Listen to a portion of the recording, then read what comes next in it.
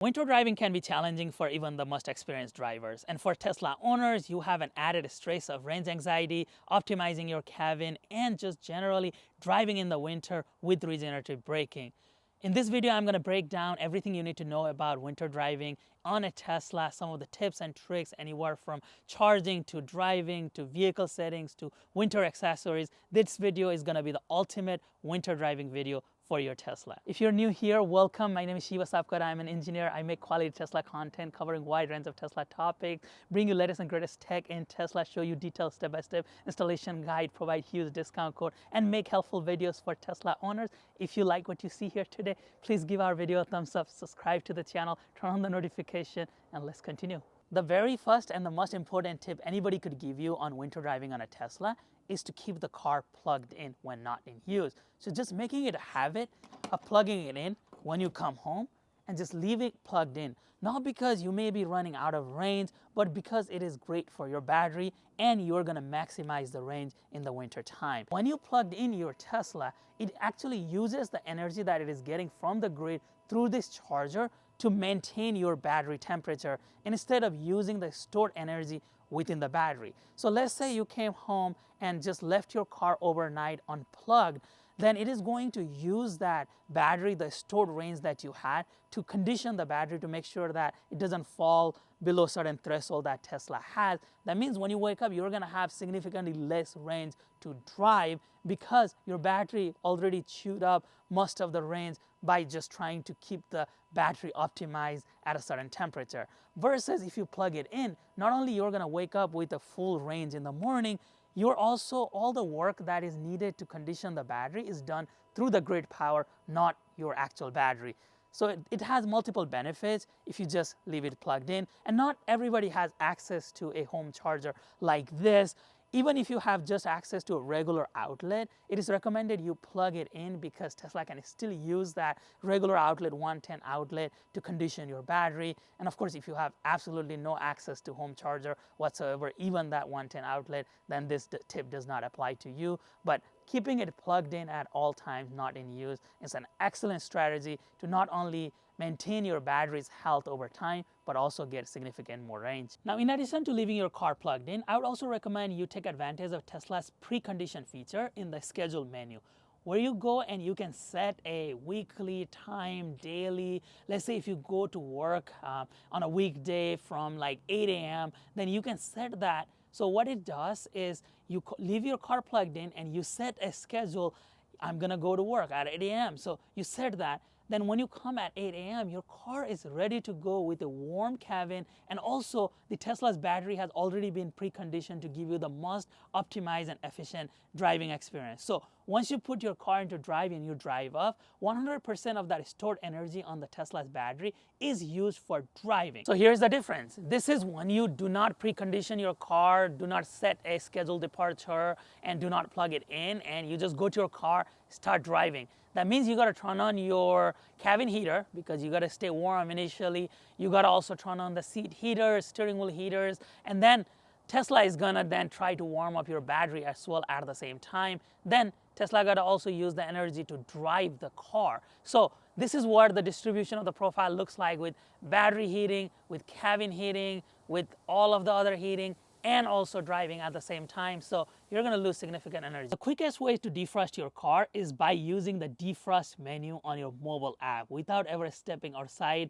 or being on the cold, you can sit inside, go to your mobile app and hit the defrost icon. Once the temperature reaches that, whatever temperature you have set it, for defrost it might set it to high, then Tesla will actually notify in your app that the desired cabin temperature has reached. It actually melts the ice and snow from your windshield, the front windshield, back windshield, even on certain sides on the roof, on the top, it melts that. And then it also try to melt anything that may be on your door handles, your charge ports. So using the defrost feature when it is extremely cold and frozen outside, is an excellent and efficient way to warm up your car, but also defrost everything at the same time. Please do not use hot water on your windshield. That will definitely crack your windshield or try to scrape everything from your windshield. This is just an easier way to do that. Let's talk about some of the driving adjustments you can make for a safer and more optimized winter driving experience on your Tesla. The very first driving tip is the speed. Going slower speed is always advisable in the winter because it is going to keep you safe and it is going to give you that much reaction time. Roads might be icy. You may not realize that the road looks fine, but then it's going to be slippery. So it just makes you safer and is recommended by every safety agency out there. I get it, Teslas are the safest car out there. They constantly get 5-star rating, and the lower center of gravity makes Tesla pretty much impossible to flip over just because the massive battery is sitting down there. But that doesn't mean Tesla do not slip and cause accident. There has been multiple cases, so slowing down always helps. But you get another benefit by slowing down is you get extra range. Speed actually has a direct impact on Tesla's range, regardless you are driving in the winter or in the summer. Slower the speed you go, more range you are going to get. That is just how physics works with battery. Now, if you go from 75 miles per hour to 65 miles per hour, just dropping that 10 miles per hour speed can have up to 20% impact on your range. You're going to get 20% more range. This here is a quick profile of how that works. Going from 75 miles per hour using that kilowatt boost and then just dropping that to 65 miles per hour, 60 miles per hour. You can see dropping the speed also drops the kilowatt hour that your battery is drawing to drive you and throttle you forward. So speed has a big impact.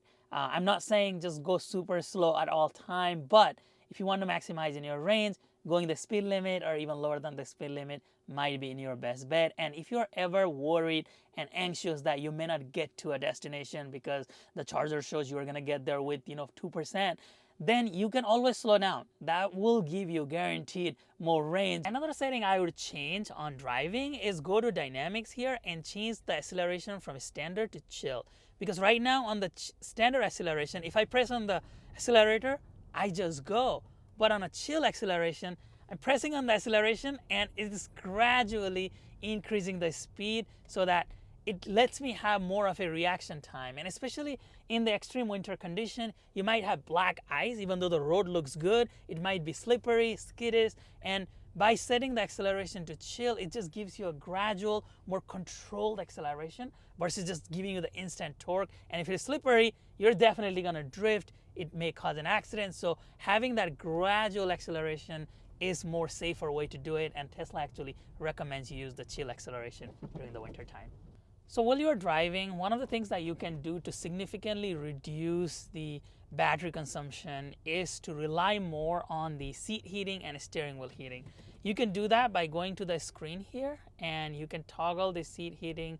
So you can do that, and then the steering wheel heating you can toggle here. You can also voice activate it, and by doing that you are able to completely turn off the cabin heating, and what it does is it significantly reduces your battery consumption because cabin heating uses a lot of battery versus the seat heating is more efficient because it is directly touching you and the steering wheel heating. So it is keeping me warm and comfortable without needing that big draw from the battery using the climate and cabin heating. Now let's do a high-level test of that theory here. So if we were to turn on just the seat heater, we were seeing somewhere in the 0.2 kilowatt of power draw. To convert that into energy, it would be, whatever hours we're running this. So let's say 2 hours we run this seat heater at a maximum setting for the driver. That would mean 0.4 kilowatt hour. So if we were to convert that into the percentage, we are using about 0.66% of your, let's say, standard range Model Y with a 60 kilowatt hour battery. So we are using less than 1% by running seat heater for an entirely 2 hours on a highest setting. If we were to set the cabin heater at a maximum, so high, running the full fan speed, we are seeing somewhere in the 5 kilowatt power draw, which equates to about 16% battery uses in 2 hours. Now, of course, you're not going to run that in high all the time. So let's set that to 78 with the fan speed of 5. We saw somewhere in the 2 kilowatt power draw, which equates to about 6.66% on your standard range Model Y. So even at a modest setting, you are getting significantly more efficiency by using the seat heating because it uses less than 1% versus about 6% on just an average modest setting. So maximizing seat heater has benefits compared to turning on the climate. And this is actually a lot more efficient system on the newer Teslas with the heat pump. So if we were to turn the heater on here, the heat pump starts rolling right away, and you're gonna see the temperature increase even just live right here, because it uses a very efficient heat pump to heat up your cabin rather than using a resistive heating, which is what the older Teslas used to do. So if you have a Tesla Model 3 that is older Tesla Model 3 without a heat pump like this, then you're gonna use even more energy to heat up your cabin. Teslas are actually very efficient using their heat pumps compared to some of the other EVs and the older Tesla Model 3s. And of course, use the Energy app as much as you can, just so that you can take a look at how much you have been using, driving, climate, battery conditioning. This gives you a pretty good idea. It gives you tips on how to improve the range, and this consumption chart actually tells you how you have been using and gives you a projected range. Even though my Tesla is showing 86 miles, this is only showing 67 miles, just based on my driving habit and the HVAC that I'm running. So keep an eye on it just on the road to make sure that you're being safe and you're giving yourself a little bit of extra range. Now, if you're going anywhere that requires a supercharging, then I would highly recommend you set the navigation to the location. Even though you know where you're going and you don't need a navigation, you should still set the navigation to your location, because two things. One, even if you think you're gonna make it there, Tesla might think otherwise based on your driving uses for the last 30 miles or so. So Tesla might recommend you stop and charge. Another reason is because if you set a location, let's say I want to go to this supercharger in Lancaster here, it starts preconditioning your battery so that battery is going to be warm by the time you reach there. Tesla needs about 120 degrees Fahrenheit for an optimal supercharging temperature. So once you set the navigation to a supercharger, it starts preconditioning your battery so that you have an optimal battery temperature when you arrive at the supercharger. And Tesla asks that you give at least 30 minutes of preconditioning so that when you arrive at the supercharger, you're ready to go. You plug it in and you'll get the maximum charging rate possible as long as the battery has been preconditioned. So it is extremely important you do that. Otherwise, you're gonna be stuck at the supercharger for a long time, because Tesla needs to first increase the battery temperature, so you can't get the maximum rate, and then once the battery temperature is stabilized, then only Tesla will give you the maximum rate. Now, speaking of superchargers, not all superchargers are built the same. They have different characteristics, and there are certain things that you need to consider so that you can maximize your charging speed, so you're not waiting at a supercharger for a prolonged period of time during the winter time. There are 4 different types of supercharger tips and superchargers that Tesla has: a 72 kilowatt, 150 kilowatt, 250 kilowatt, and 350 kilowatt. So the 72 kW and the 150 kilowatt system, those are the thick cables. When you arrive there, the Tesla is going to show that they are either 72 or 150, and physically you can tell that those are short, thick cables on the superchargers. And those superchargers charge at a maximum rate of either 150 kilowatt, which is somewhere in the 500 to 600 miles per hour that you can charge depending on your state of charge. But also the 72 will charge significantly slower. So those two type of a charger share circuit between 2 superchargers within that same space. So let's say you arrive at a supercharger and it shows it is 150 or 72 on the Tesla's screen, and somebody is charging in spot 1A, and if you pull into spot 1B and start charging, you're gonna get the split charging speed from that 1A and 1B. Both of you are gonna get reduced charging speed because those 2 chargers share the same circuit and they have a max theoretical capacity of either 150 or 72. If you arrive at a 150 or 72, you always want to leave a spot between your car and the car that is already there so that you can maximize on the charging speed, so you can get out of there faster.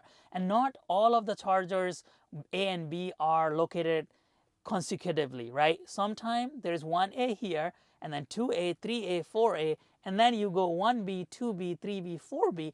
So you gotta check the numbering. A and B share the circuit. So if it is 1A, you don't want to park in 1B. You can park in 2A, but not 1B, because then they share the circuit. So you got to do a little bit of homework when you arrive at the supercharger. And all of this is not relevant if the supercharger is already full and there's only one spot. Then you gotta plug it in there and get the charge. Sometimes that does happen.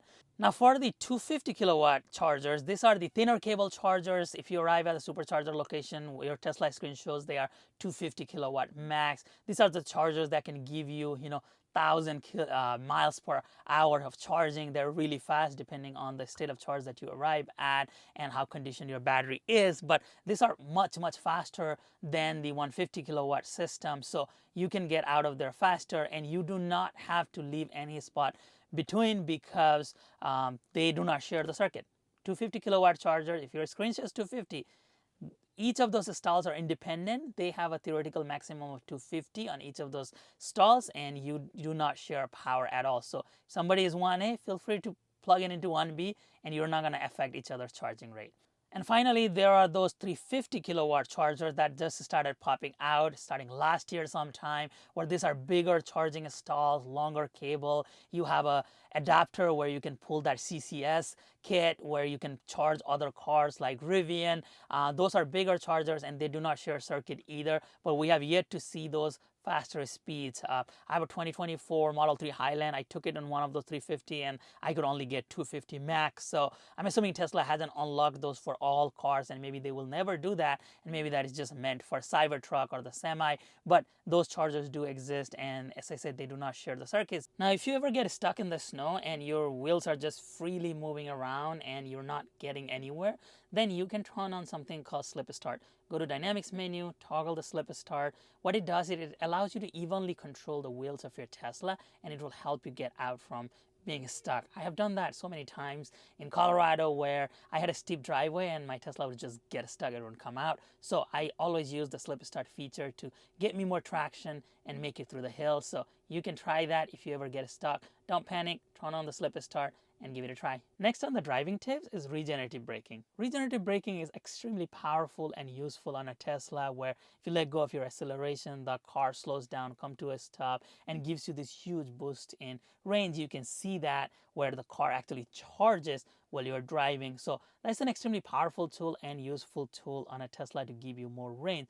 But it does have some challenges in the winter driving condition. If you're in extreme condition where the roads are slippery, there may be black ice, there may be just an extreme storm, and if you just let go of the acceleration and then the car comes to a stop, that is not good because you can slip. That will make you drift because it is going to lock the wheels and your tires are not going to have so much traction. So you will certainly drift in those situations if you just let go of the acceleration. So you have to be really careful to not do that and learn how to drive in the winter with your Tesla because it's going to be different than driving in the summer where you can just let go of the acceleration, no problem. Here you have to be very, very controlled with your acceleration. Now, Tesla doesn't natively allow you to change the regenerative braking. I wish that was a setting. I wish Tesla would just implement that where we can set 25% Regen, 0% Regen, but Tesla natively doesn't do that. But our friends at Enhance have figured this out where if you buy their commander or if you buy their knob or a button, you can adjust the regenerative setting from anywhere from 100% to 0%. You can set 25, 75. So you have a fine control over your regenerative braking settings. Now let's talk about some of the vehicle settings that you can change for an optimized winter driving and safety. So the very first tip on vehicle maintenance and setting is to check for your tire pressures. Winter conditions contract the tires and it reduces the pressure in the tires. So you want to be periodically checking your tire pressure to make sure they are at the recommended winter tire pressures. Typically it is for like a Model Y is 44 psi. So if it is lower, you might need to top it off. But especially for a long road trip, you want to check to make sure that your tires are at optimal pressure. Next on the vehicle maintenance and setting is to check for the windshield wiper fluid and periodically top it off, even if Tesla hasn't told you that the service fluid is running low. Because I was on a long road trip where my next exit was at least 15 miles. And all of a sudden Tesla gave me that alert. It was a snowy condition. It was a dirty snow too. So I was getting splashed with this very bad snow and I needed the wiper fluid to work so that I can wash it off from my windshield. And all of a sudden, after 4 or 5 times I press on that to clean off that dirty windshield, I was completely out. There was no more fluid remaining on that reservoir. then I had to pull over because the road conditions were really dangerous. So I would recommend you top off the windshield wiper fluid as much as you can, especially on a long road trip. I would recommend toggling off the auto mirror folding. This is a setting where if you go to the vehicles controlled and fold mirror, it either recognizes the location that you are in and it automatically folds and unfolds the mirror, or if you have it set so that when you walk away, if the door locks, then it will automatically fold the mirrors. I recommend toggling that off for the winter time, because if your car freezes, let's say overnight, and when you come to the car and try to unlock the door, Tesla is going to automatically unfold that mirror for you. And if it is extremely frozen, then it is going to risk breaking the motor because it's going to put so much power and nothing is going to happen. It's just going to be resistant. So that is going to have some danger to the mirror and it might break your motor. So I recommend toggling that off entirely for the winter season. Next is to put your wipers in the service mode.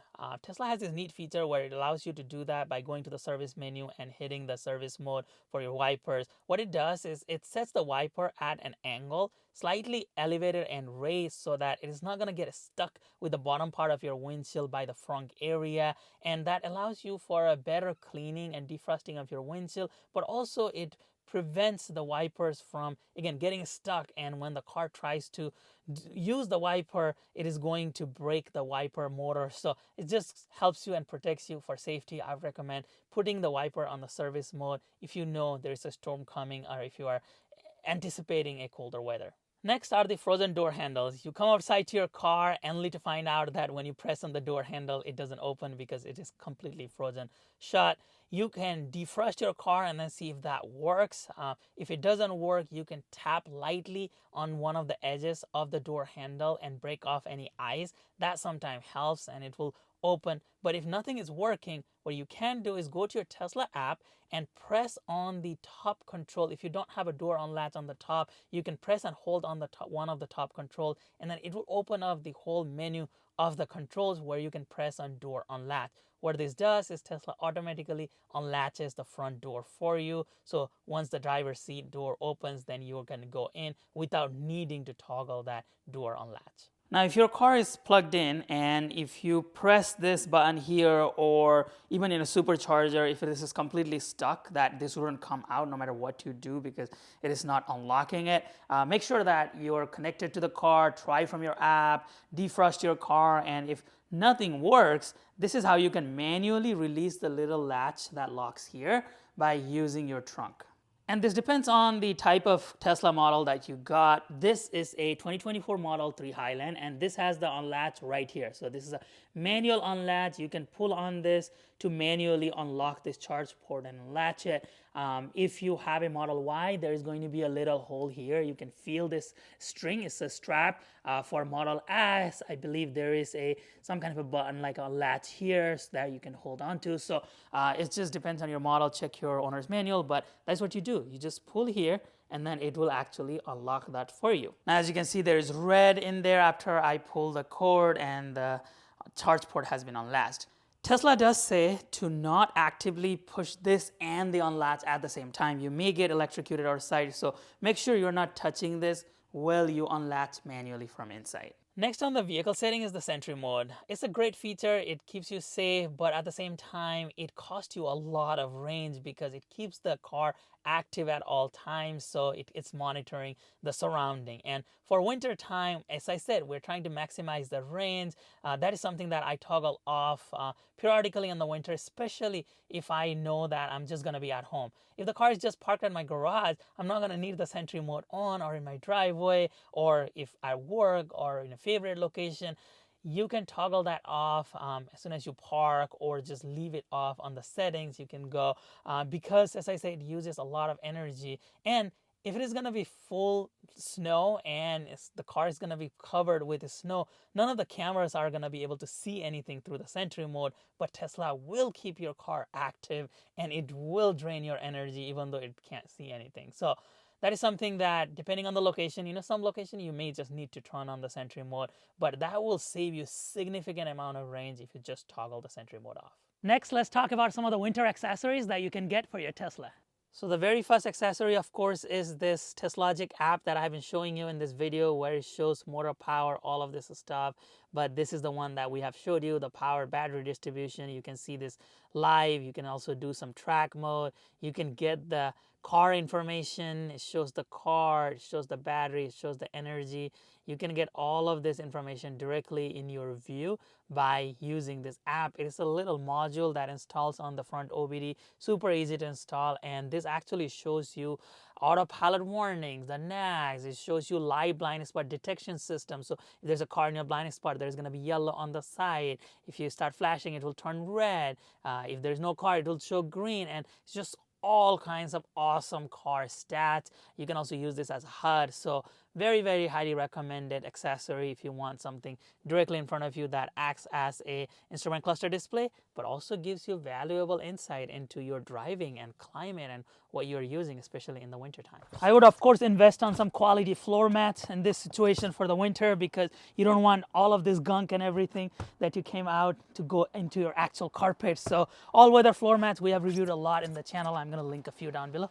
Next winter accessories are sunshades. And if you're thinking, Shiva, this is not a summer, yes, sunshades do work as a winter accessory as well, because I have the sunshade here and it significantly reduces the cold that is coming from the panoramic glass roof. It also helps me keep my comfort within the cabin. If I heat up the cabin, it keeps it a little bit warmer for a longer period of time because I have the sunshade. And if I was to open this sunshade here, so if I open this, the glass is really cold. So I can tell you that the temperature difference between the glass and this is significant. So it does work. I don't know where I place my infrared thermometer, so I can't show you the actual number, but I can tell you that this is really cold, like biting cold, versus this is not that cold. Next accessory I would recommend is a portable tire pressure monitor. You could get a wireless version like this one, where you just recharge this. It acts as a phone charger and you have it at all times. Just leave it on your trunk, and whenever you need a tire pressure increase, you can just use this. Or you can also get something like this, where it has a plug-in on your Tesla where you can plug this into the front and just use this. I have a link down below with some options for you all. Next winter accessory is this mud flaps. You want to protect your car's paint from salt and road debris, and this do an excellent job protecting that. As you can see, it gets coated with all of that. They are super easy to install. We have reviewed a few of them and highly recommend it, especially if your area uses salt to melt the snow. This do an excellent job at protecting your paint. Next on the winter accessory are these charging extension cords. You can of course use a regular extension cord if you're just plugging into a 120 volt, but this is extremely useful if you are planning on doing a long road trip where you're going to be in a wooded area where superchargers are not common, and you got to rely on either your hotel's destination charging, or if you got to rely on a 240 outlet on a camping site. And during the snow time, what I have noticed is a lot of snow gets accumulated nearby the charging, so you may not be able to park right next to the charger, and then the charger's length may not reach your vehicle. So rather than now worrying to shovel that snow or figure out alternate options, this adds 20 foot to your charging cable while still giving you that 240 volt charging. So this allows for level 2 charging. It can go all the way up to 48 amps. So it allows for that faster charging. This works on all destination charger. It works on all level 2 and level 1 charger. This does not work on superchargers. So don't try to extend the supercharging length. That's Tesla's problem. They got to figure that out. But it does work everywhere else, giving you that extra 20 foot of fast charging. Next on the winter accessories are winter tires. If you live in a light snowy area where snow is infrequent and you don't get extreme storms, maybe you don't need winter tires. Maybe all-season tires are great. They are designed to handle all kinds of weather. But if you live in an extreme winter conditions and snow is very common, icy road, storms, I would highly recommend you look into winter tires. You can swap them out for all season when the spring hits, but especially for the winter time, they do a great job at protecting you.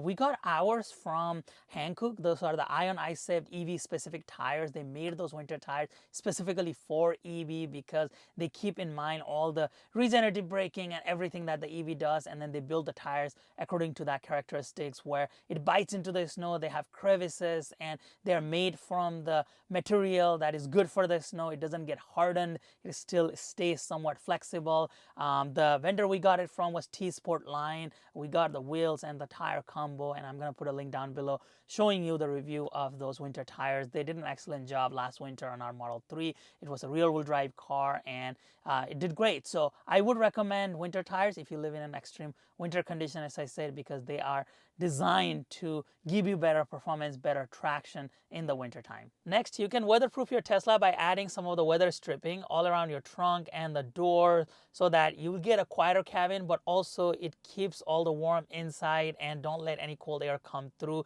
It seals those panel gaps a lot more, and I've had some great reviews from folks that have used this system, and I'm going to be doing a detailed installation of this system here in the channel soon. But meanwhile, if you want to check it out, I'm going to put a link down below. This is a sexy knob where you can control so many different things about your Tesla, like 130 different things with the knob or a button like this, and it allows you to have an instrument cluster display, as well as you can, as I say, control so many crazy things on your Tesla, including the wiper, the gear. You can even control the passenger seat directly from here, unlatch all 4 doors, and this is the Regen setting. So if you want to get to 75 or 50 or even 25 or 0, completely turn off the regenerative braking, you can do that here, and it actually works. We have tested this. So you can do all of that using this. So I'm gonna link down below all of our videos reviewing this product. They do OTA software upgrade just like Tesla does to improve their products and add more features over time. Finally, on the accessories, it's always a good idea to have an emergency kit on your trunk or a frunk for a Tesla, having warm blankets, flashlights, visible safety vest, just anything that will keep you safe and warm in the winter in an emergency. So what do you all think about these winter driving tips on your Tesla? What did I miss? Please let me know your thoughts in the comment section below so we can help each other out. Thank you so much for watching this video. If you found the video helpful, please consider being a channel subscriber. Give this video a thumbs up. Share our videos with your friends and families, because it greatly helps when you share or engage with our video in any ways possible, so we can bring more videos like this in the future. I'll be back soon.